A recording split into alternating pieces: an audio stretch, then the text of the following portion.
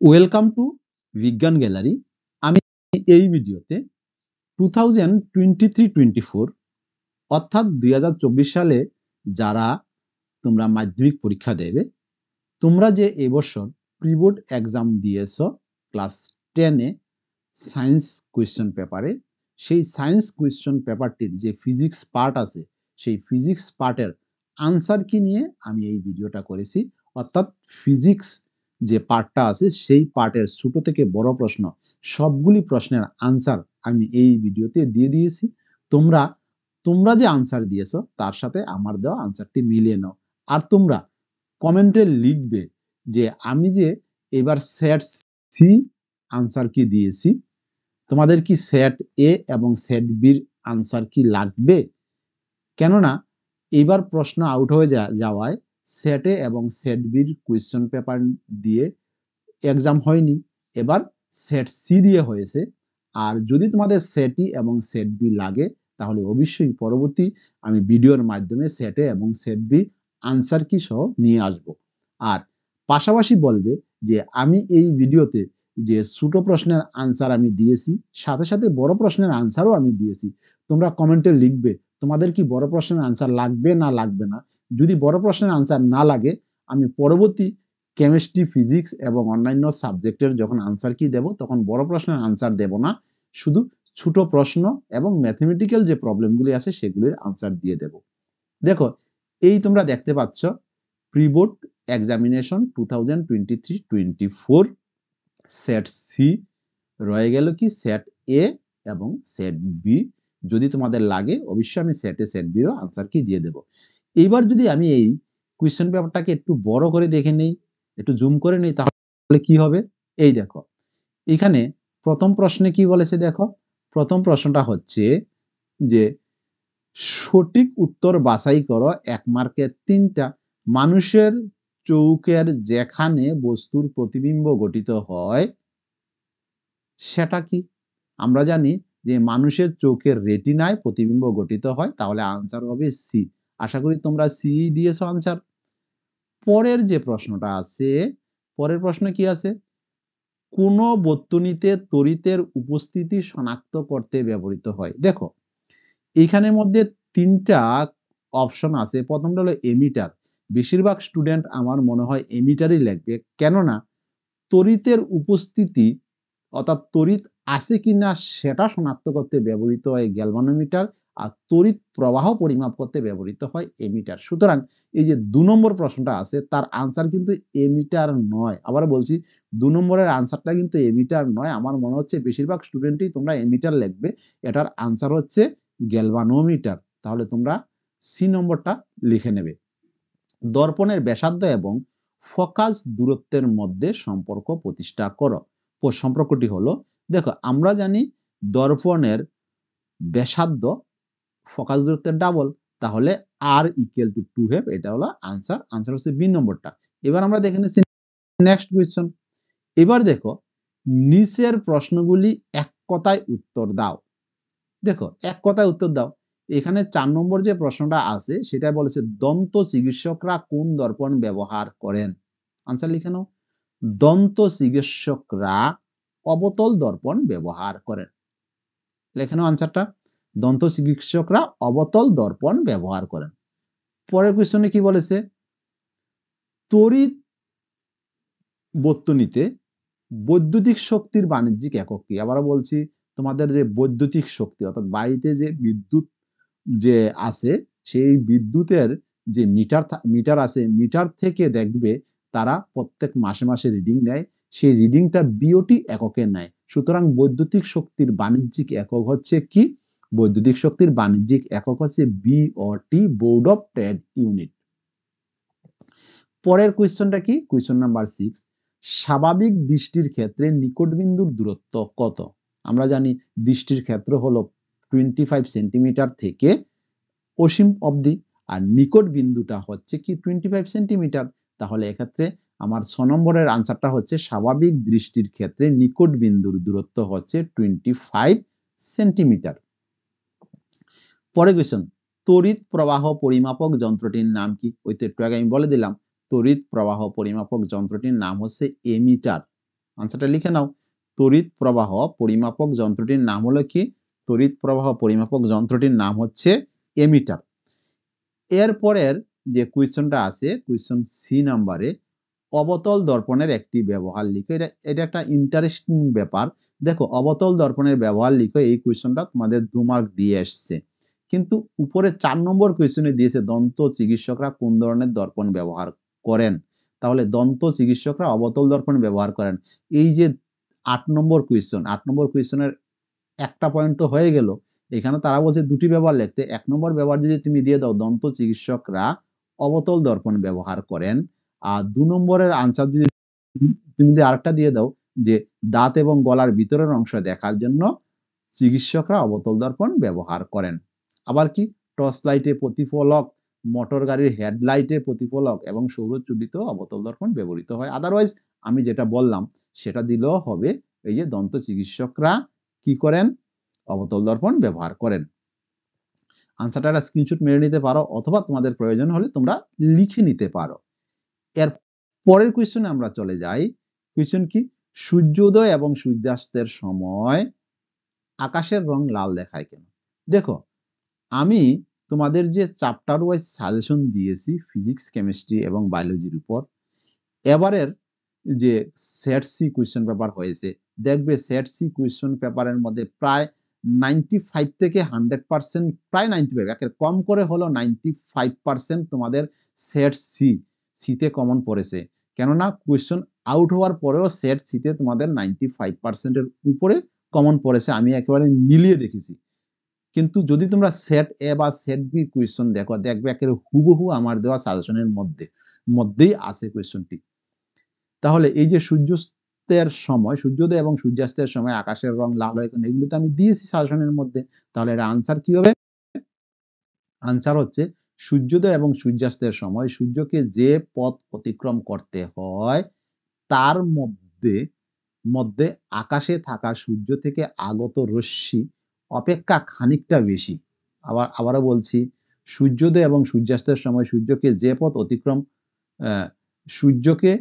যে পথ অতিক্রম করতে হয় তার মধ্যে আকাশে থাকা সূর্য থেকে আগত আলোকরশ্মি অপেক্ষা খানিকটা বেশি পথ অতিক্রম করতে হয়।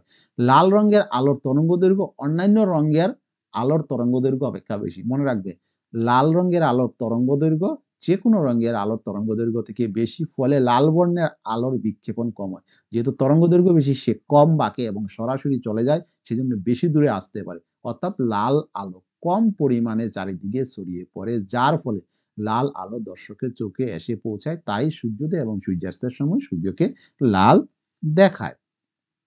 আমি বিস্তারিত বললাম না, কেননা আমি চ্যাপ্টার ওয়াইজ যে ভিডিও দিয়েছি, দেখবে চ্যাপ্টার ওয়াইজ ভিডিও দিয়েছি আলোর ক্ষেত্রে বা অন্যান্য চ্যাপ্টারের ক্ষেত্রে, কমপ্লিট করে ওই ভিডিওতে আমি আনসার সহ আলোচনা করেছি।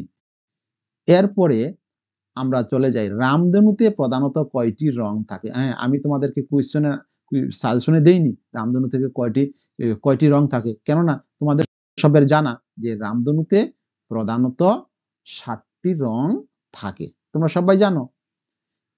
এর পরের কোয়েশ্চন কি বলছে? অথবা হ্রস্ব দৃষ্টি বা মায়োপিয়া কি?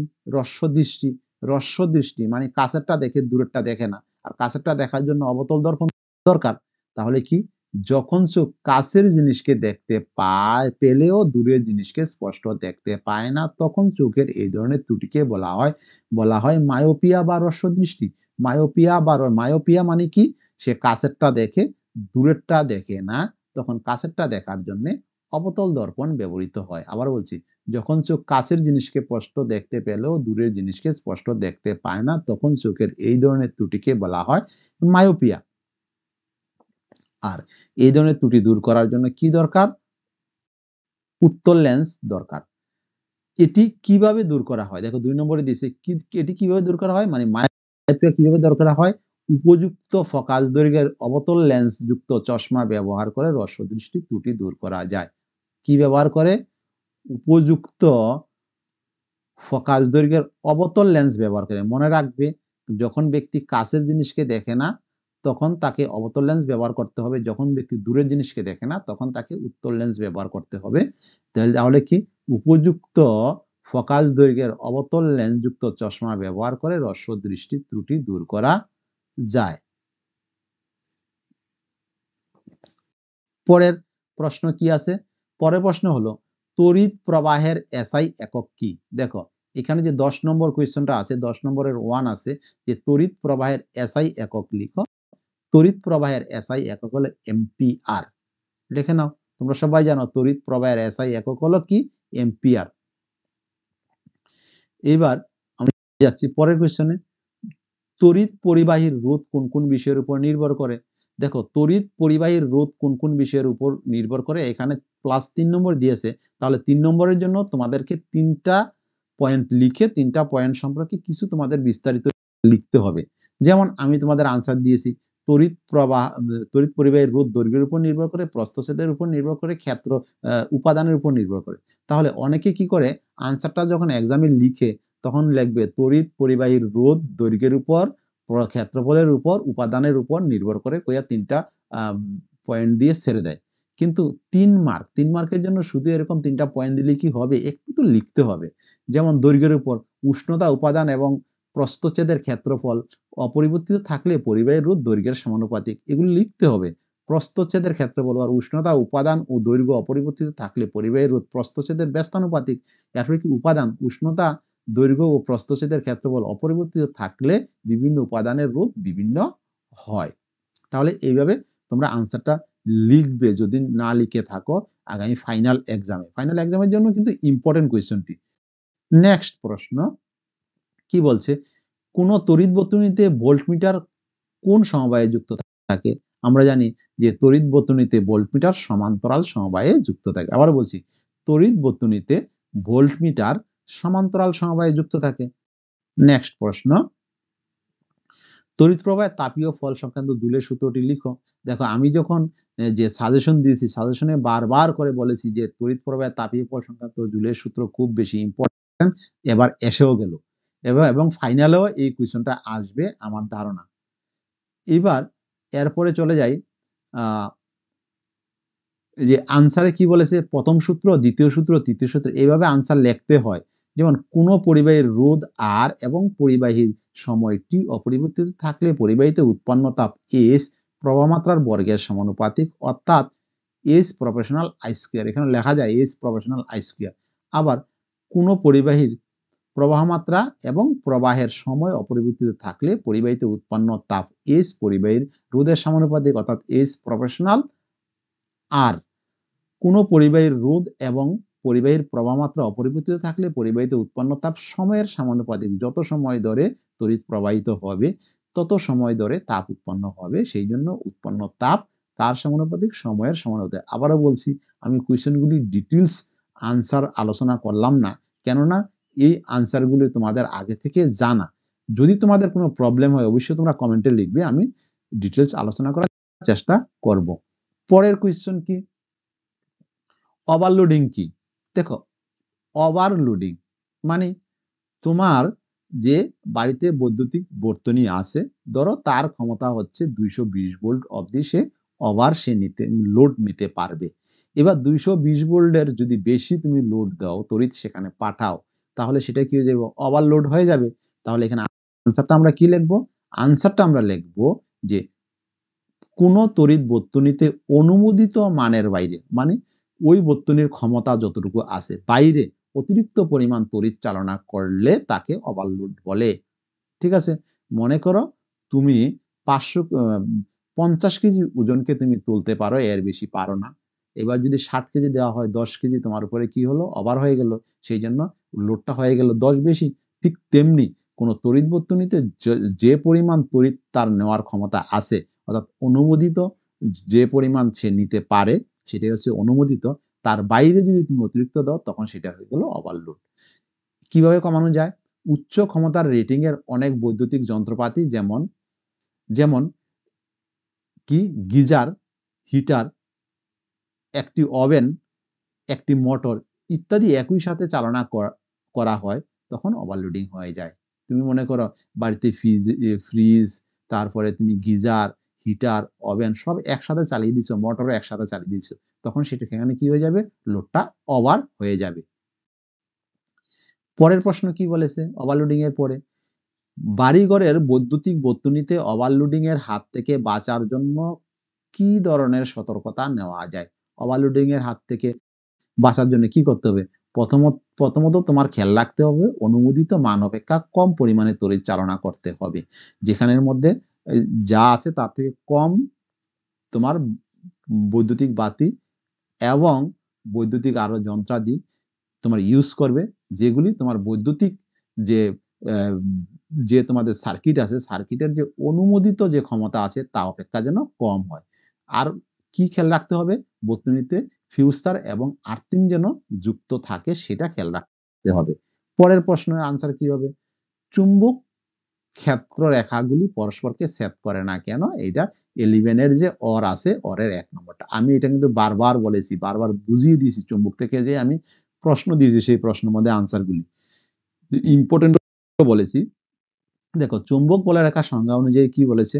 চুম্বক বলরেখার যে কোনো বিন্দুতে অঙ্কিত স্পর্শক ওই বিন্দুতে চুম্বক ক্ষেত্রের অভিমুখ নির্দেশ করে। কিন্তু দুটি চুম্বক বলরেখা পরস্পরকে ছেদ করলে ওই ছেদ বিন্দু দিয়ে প্রত্যেক বলরেখার জন্য একটি করে মোট দুটি পৃথক স্পর্শক টানা যাবে, যা একটি স্পর্শকই ছেদ বিন্দুতে চুম্বক ক্ষেত্রের অভিমুখ নির্দেশ করবে। কিন্তু একই বিন্দুতে প্রাবল্যের দুটি অভিমুখ থাকতে পারে না, তাই দুটি চুম্বক বলরেখা কখনো পরস্পরকে ছেদ করতে পারে না। আনসারটাকে একটা স্ক্রিনশট মেরে নাও। নেক্সট প্রশ্ন কি বলছে? চুম্বকের উত্তর মেরু এবং দক্ষিণ মেরু কাকে বলে? একটা চুম্বকরে যদি দণ্ড চুম্বকরে যদি তুমি সুতা দিয়ে ঝুলাই দাও, ঝুলাই দিলে পরে দেখবে তার যে মেরুটা উত্তর দিকে থাকে সেটা উত্তর মেরু, যে মেরুটা দক্ষিণ দিকে থাকে সেটা দক্ষিণ মেরু। তাহলে কি বলতে পারি? কোন দণ্ড চুম্বককে বাধাহীনভাবে ঝুলন্ত অবস্থায় রেখে দিলে উহা উত্তর দক্ষিণ বরাবর অবস্থান করে, তখন দণ্ড চুম্বকটির উত্তর দিকে অবস্থিত মেরুকে বলা হয় উত্তর মেরু এবং দক্ষিণ দিকে অবস্থিত মেরুকে বলা হয় দক্ষিণ মেরু। নেক্সট কি বলেছে? উত্তর লেন্সকে অভিসারী লেন্স বলা হয় কেন? দেখো, উত্তর লেন্সের মধ্যে দিয়ে যখন আলো যাবে, গেলে পরে সবগুলি আলো প্রতিসৃত একটা বিন্দুতে মিলিত হয়, মানে অভিসারী, মানে অভিমুখ এক জায়গাতে হয়, সেই জন্য উত্তর লেন্সকে বলা হয় অভিসারী লেন্স। দেখো, উত্তর লেন্সে আপতিত সমান্তরাল আলোক রশ্মি গুচ্ছ প্রতিসৃত হবার পর লেন্স থেকে কিছু দূরে অবস্থিত একটি বিন্দুতে মিলিত হয়। আলোক রশ্মি গুচ্ছ যেহেতু একটি নির্দিষ্ট বিন্দুতে অগ্রসর হয়, তাই এদের অভিসারী আলোক রশ্মিগুচ্ছ বলা হয় এবং এই লেন্সকে অভিসারী লেন্স বলা হয়। এটা আমি সাজেশনে দিয়েছি কোয়েশ্চনটা। পরের কোয়েশ্চনে কি বলেছে? হ্যাঁ, পরের কোয়েশ্চনে ইম্পর্টেন্ট, যেটার জন্য তোমরা অপেক্ষা করছো যে তোমাদের অঙ্কটা হলো কি হলো না। দেখো, একটি অবতল লেন্সের ফোকাস দৈর্ঘ্য হচ্ছে 30 সেন্টিমিটার। 30 সেন্টিমিটার, যেহেতু লেন্সটা অবতল, অবশ্যই এই ফোকাস দৈর্ঘ্যটা অবতল লেন্সের ক্ষেত্রে কি হয়? নেগেটিভ হয়। তাহলে ফোকাস দৈর্ঘ্য মানে এফ হচ্ছে -3 সেন্টিমিটার। লেন্সটির সামনে 15 সেন্টিমিটার দূরে একটি বস্তু রাখা আছে। দেখো, অবতল লেন্সের ক্ষেত্রে বস্তু দূরত্ব কি মাইনাস, তাহলে এক্ষেত্রে বস্তু দূরত্বটা কি হবে? -15, অর্থাৎ ইউ ইকুয়াল টু -15। লেন্সটি দ্বারা গঠিত প্রতিবিম্বের তিনটি বৈশিষ্ট্য লিখো। লেন্সটি দ্বারা গঠিত যে প্রতিবিম্ব হবে তার তিনটা বৈশিষ্ট্য, মানে প্রতিবিম্বটা কেমন হবে? সৎ না অসৎ? প্রতিবিম্বটা কি হবে? বস্তু থেকে ছোট না বড়? প্রতিবিম্ব কি হবে? সমশিষ্ট না অবশিষ্ট? তিনটা পয়েন্ট হয়ে যায়। তাহলে এটা কি হলো? করে দিয়েছি। দেখো, এক্ষেত্রে ইউ ইকুয়াল টু -15 সেমি, এফ ইকুয়াল টু অত। তারপর আমরা জানি 1/b - 1/u equal to 1/f। এখান থেকে যদি আমরা ক্যালকুলেশন করি, দেখবে ভি ইকুয়াল টু -10 সেন্টিমিটার হয়। তোমরা একটা স্ক্রিনশট মেনে নাও, 10 সেন্টিমিটার হয়। তাহলে যেহেতু লেন্সের ভিও মাইনাস হয়, আর যেহেতু লেন্সটা একটা অবতল লেন্স, সুতরাং এক্ষেত্রে প্রতিবিম্ব কি হবে? প্রতিবিম্বটা অসৎ হবে। একটা বৈশিষ্ট্য পেয়ে গেলে প্রতিবিম্বটা কি হবে? বস্তু থেকে ছোট হবে। বস্তু থেকে ছোট হবে, কেননা আমরা যদি এখানে রৈখিক বিবর্ধন বার করি v/u, সেটা 1 থেকে কম হবে, সুতরাং প্রতিবিম্বটি বস্তু অপেক্ষা ছোট হবে। প্রতিবিম্ব কি হবে? সমশীর্ষ হবে। বস্তু যেভাবে খাড়া থাকবে প্রতিবিম্বও খাড়া থাকবে। Next question. এবার স্নেলের সূত্রটি কি? দেখো, স্নেলের সূত্রটি কোথায় আছে? তোমরা জানো যে আলোর প্রতিসরণের যে সূত্রটা আছে সেটাই হচ্ছে স্নেলের সূত্র। দ্বিতীয় সূত্রটি কি বলেছে? দুটি মাধ্যম এবং নির্দিষ্ট বর্ণের আলোর ক্ষেত্রে আপতন কোণের সাইন, নির্দিষ্ট দুটি মাধ্যম এবং নির্দিষ্ট বর্ণের আলোর আলোর ক্ষেত্রে আপতন কোণের সাইন মানে আলোর প্রতিসরণের ক্ষেত্রে হইবে। আবার বলছি, এখানে কি দিছি, নির্দিষ্ট বর্ণের আলোর প্রতিসরণের ক্ষেত্রে। প্রতিসরণ না হলে আপতন কোণ কই হবে? আপতন কোণের সাইন এবং প্রতিসরণ কোণের সাইনের অনুপাত সর্বদা ধ্রুবক হয়, ইহাই স্নেলের সূত্র। আবার বলছি, যখন নির্দিষ্ট বর্ণের আলোক রশ্মি নির্দিষ্ট মাধ্যম দিয়ে বিভব প্রতিসৃত হয়, তখন আপতন কোণ যদি আই হয়, প্রতিসরণ কোণ যদি আর হয়, তখন sine i by sine r equal to mu. এটাই হচ্ছে স্নেলের সূত্র। নেক্সট কোয়েশ্চনে আমরা চলে যাই। আমরা এখানে কি অপশনটা যদি আমরা সেকেন্ড অপশনে যাই, আমার মনে হয় তোমাদের মানে প্রথম যে মানে 3টা কোয়েশ্চন আছে, এই 3টা কোয়েশ্চন আনসার না করে অর দেওয়া যে পরের 3টা কোয়েশ্চন আনসার করাই বেস্ট। কেন, প্রতিবিম্ব কাকে বলে, প্রতিবিম্বের বিবর্ধন বলতে কাকে বলে, আলোর প্রতিসরণের সূত্রগুলি লিখো। দেখো, প্রতিবিম্ব কাকে বলে? কোন বিন্দু থেকে নিঃসৃত বা অপসৃত বলতে পারো আলোক রশ্মিগুচ্ছ প্রতিফলিত বা প্রতিসরিত না, প্রতিফলিত বা এটা প্রতিসৃত হয়ে যদি দ্বিতীয় কোনো বিন্দুতে মিলিত হয় বা দ্বিতীয় কোনো বিন্দু থেকে অপসৃত হচ্ছে বলে মনে হয়, তখন ওই দ্বিতীয় বিন্দুকে প্রথম বিন্দুর প্রতিবিম্ব বা ইমেজ বলা হয়। তোমাদের জানা।